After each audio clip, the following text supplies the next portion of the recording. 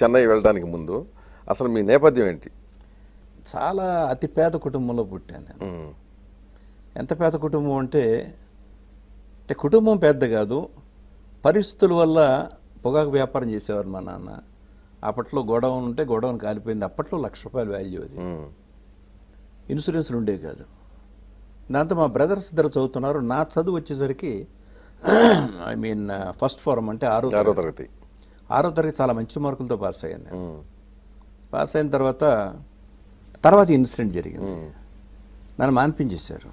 So ఆర్థికంగా చితికిపోయేసరికి తెరిపించి ఒక వడ్రంగ్ పని కార్పెంటర్ దీంట్లో ఆ చిత్ర పడతారు, దానికి పెట్టారు.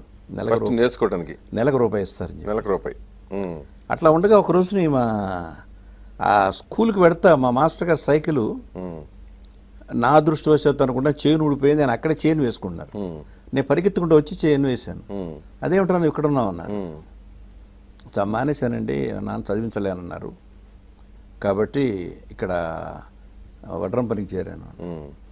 పాప ఆయన వెంటనే నన్ను సైకిల్ మీద ఎక్కించుకుని మా నాన్న దగ్గర తీసుకెళ్ళి, ఏమైనా నీకు బుద్ధి ఉందా, కుర్రాడు మంచి మార్కులతో వచ్చాడు, మెరిట్ ప్రైజ్ కూడా తీసుకున్నాడు పుస్తకం, నువ్వు చదివించలేకపోతే చెప్పు, మేము చదివిస్తాం అనే తీసుకుని వెళ్ళి క్లాసులో స్టూడెంట్స్ అందరిని కూర్చోబెట్టి అందరు నిలబెట్టి, వీడు బాగా చదువుతాడు మీకు తెలుసు కదా, సో వీడు చదువుకోవాలనుకుంటున్నాడు, మీరందరూ తల కాస సాయం చేయండి అంటే వాళ్ళు అన బేడ పావల అలా వాళ్ళందరూ ఇచ్చిన కళ్ళ నీళ్ళు వచ్చాయి.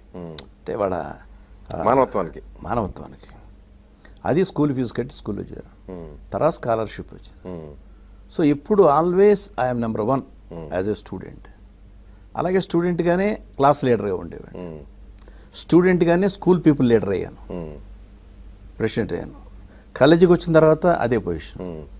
కాబట్టి ఓ పక్క నాటకాలు ఆడుకుంటూ, ఓ పక్కన చదువుకుంటూ, సో ఓ పక్కన పుస్తకాలు అయితే సహాయం రాలా తర్వాత ఇక అంటే ఆర్థికంగా చేసే పరిస్థితుల్లో లేరు. అంటే నా అంతటా నేను సంపాదించుకునేవాడిని.